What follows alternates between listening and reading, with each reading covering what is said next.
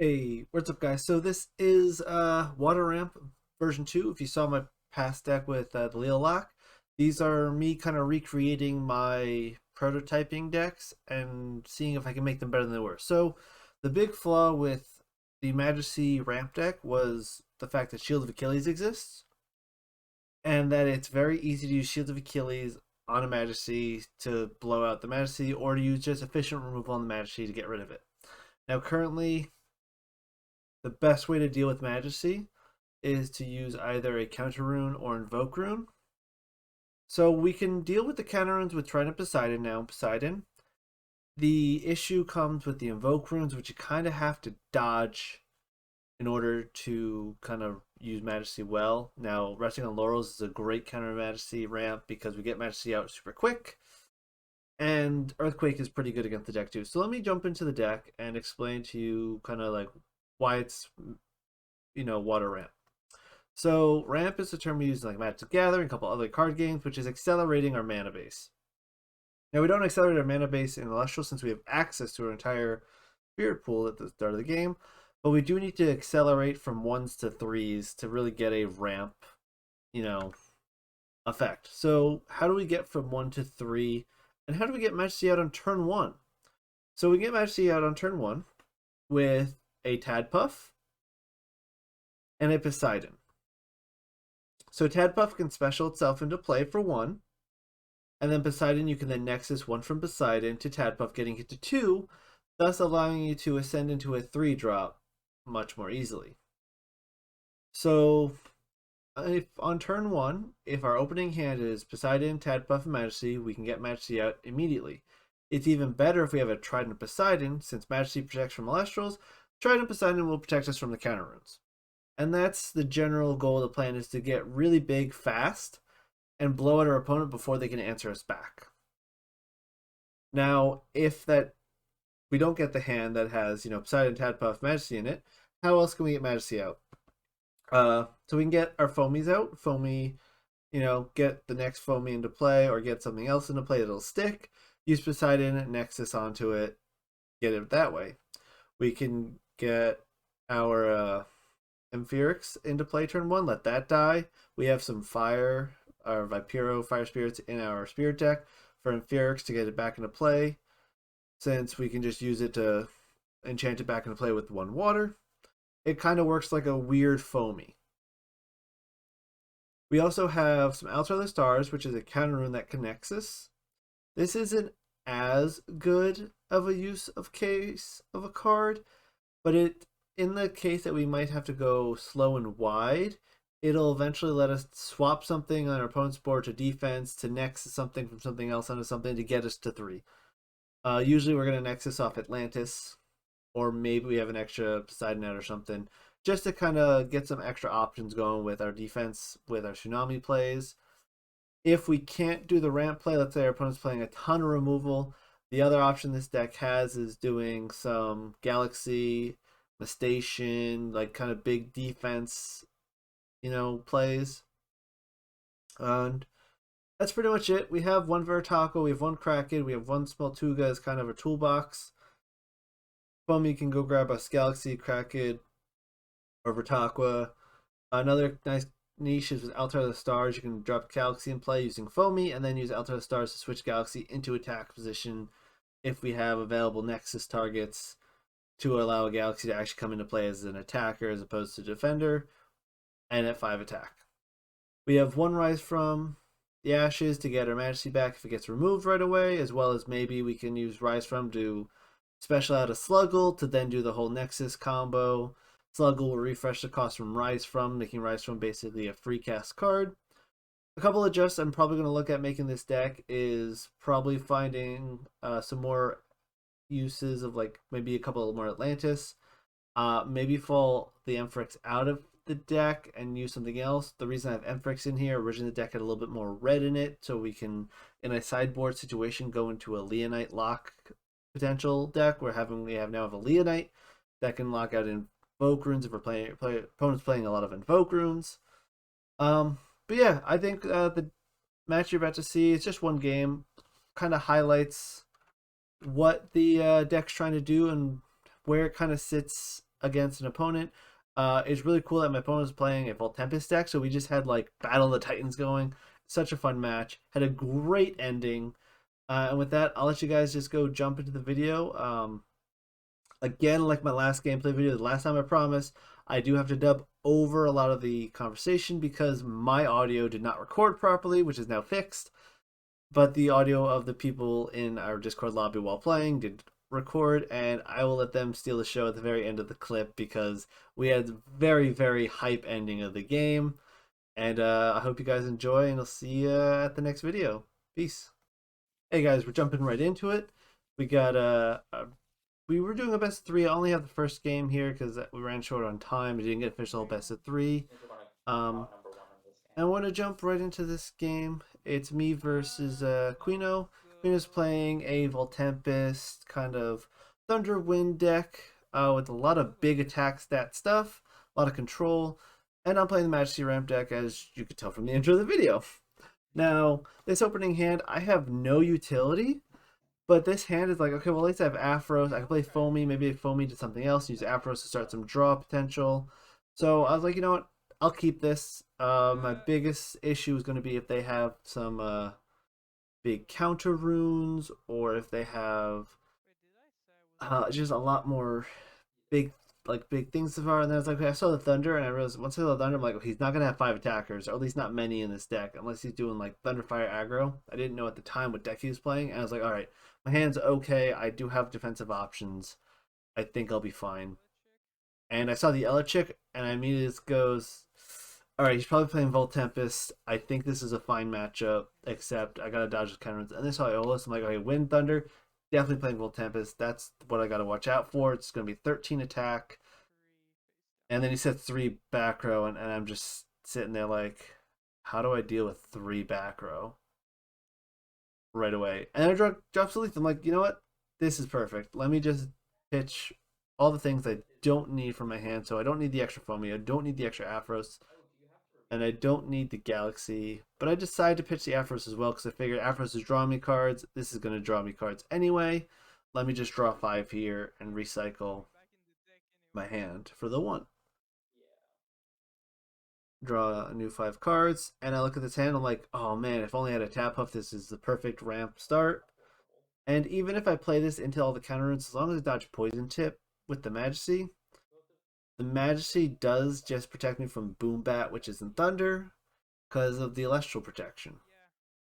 So I set one little bit of a potential bluff, and I put my Foamy down, and I'm expecting to see like a Griffuse come down, or just something big. So he Aeolus on 2, and uses that to go search up, and he grabs a P-Gust. So he's really afraid of my back row, which I am okay with losing up a side into a P-Gust. P-Gust is such a strong card, and I'm more than happy with that trade. And he did something I didn't expect. He decided to empower his P-Gust to get his P-Gust to 7 attack with his Necklace of Harmonia to force me to trade my Foamy out for something, and then you potentially use the Elechick to kill another thing to drop me for 2 spirits. I think this is a little bit of him going a bit over aggressive on just the Foamy and no back row. If I had some back row and stuff, I could kind of see him thinking like, hey, let me try to go for the blowout. But yeah, I just dig for the Foamy here. It took me a second to find Foamy in my deck list. It's just whoops. And then he attacks this Foamy. I took another kind of long thought up to what I want to pull out, and I ended up pulling out a Sluggle. I figured Sluggle will refresh a bunch of the water that I've already spent, since I spent 3 there. Maybe that kind of puts me back at a 0.0. You know, turn 1, my opponent's expended 10 to get this board state, and I draw the Poseidon, and I'm just like, if I dodge Poison Tip Arrow here, it's over. Like, how does he get through that? So I play a Poseidon on 2. No response. I Nexus the Sluggle with Poseidon's ability. No response. And I send it to Majasea. I'm going to pause it here just for a second. I asked while I was playing the Majasea if my opponent had a response, and he said no, which is going to be very relevant because I immediately, when he says no, I go, cool, I'm going to Trident Poseidon here. And then my opponent goes, oh, wait, can I poison tip arrow your majesty? And both me and Jacob slash Eagle that was in the call were like, you kind of missed the timing there. We've already asked if you wanted to respond. You said no. So he gave me some extra information now with that poison tip because he kind of misplayed by not poison tipping Majesty when I dropped it immediately and asked if you wanted to respond. So now I have this giant Majesty that is at 14 attack. Or sorry, it's at it's at 14 attack because I got 2 on Leviathan, 2 Leviathan on Trident, 1 on Poseidon, and 3 on the Majesty, giving it +6, and then additional +2 from Trident, 14 attack, which is huge. And my opponent can't activate his counter runes now because the Trident and Poseidon are both in play. So I'm sitting here like, all right, I'm in a great spot here. You know, I just have to dodge literally Earthquake and Laurels are probably the only 2 direct answers he will have to a Majesty. And I'm sitting pretty. He plays an Ambrosia, and he's kind of talking, memeing with the rest of the guys in chat right now. I'm like, what does this guy have? Like, why is he so excited? Why is he cheering him on? Like, the spectators could see his hand, and they're all just like, oh, this is going to be great. It's going to be great. And I'm just like, what does he have that is going to just blow me out? I'm so confused here. So I was like, yeah, Griffuse, yeah, you get a big Griffuse out, cool, which means you get into Voltempest, but I'm thinking Voltempest is only going to have 13 attack. It won't be big enough to get through me. And there's Aeolus so that he can, get into the Voltempest.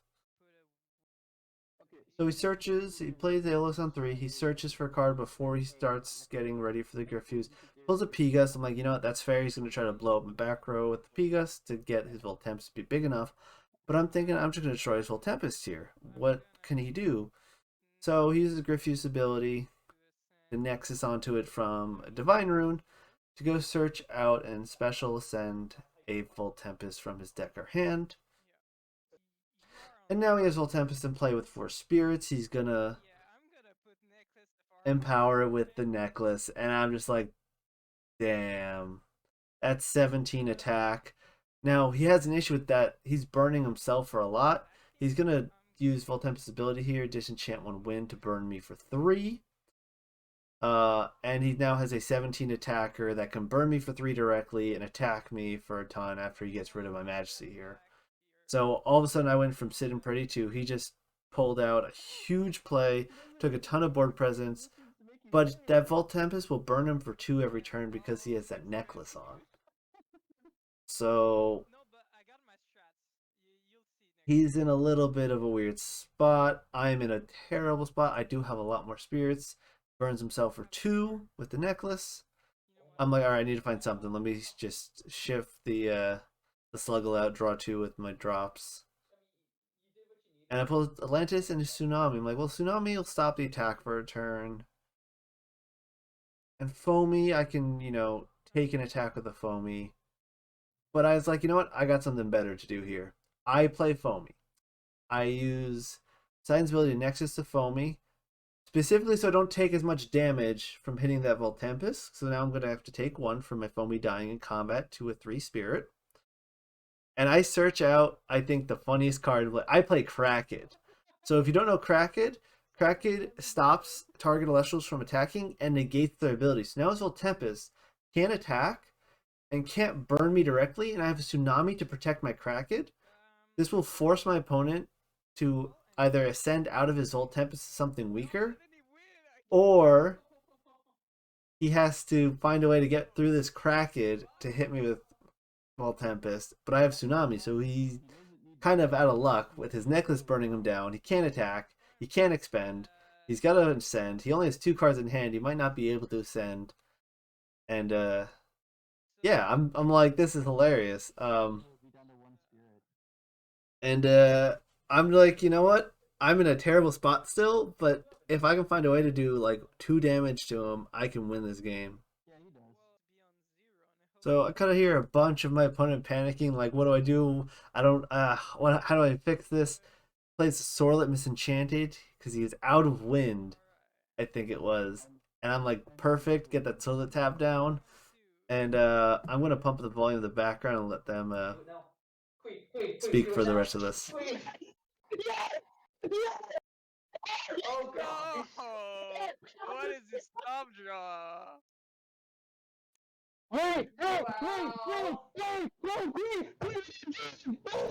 What? I can't do anything. All right, so that's enough of those guys screaming. So, they're like the top deck is crazy for the Chakra. My opponent had a face down poison tip, and a Heliod wouldn't save him there. And everyone's kind of freaking out, like the top deck for Takwa to clean up his board while he's on 0 spirits, and I just knocked the game out from there. And it was just such a crazy clutch end to the game. He had nothing else to play, and yeah, that's the match. I hope you guys enjoyed that. Yeah, so that'll be it there. My next deck, I'm not sure what's gonna be. Um, I'm pretty sure I went through all of my prototypes. Oh, I still have ketchup and mustard, which is a fun deck. But other than that, I'll see you guys in the next video. Y'all have a great night, great day, whatever it is. Peace.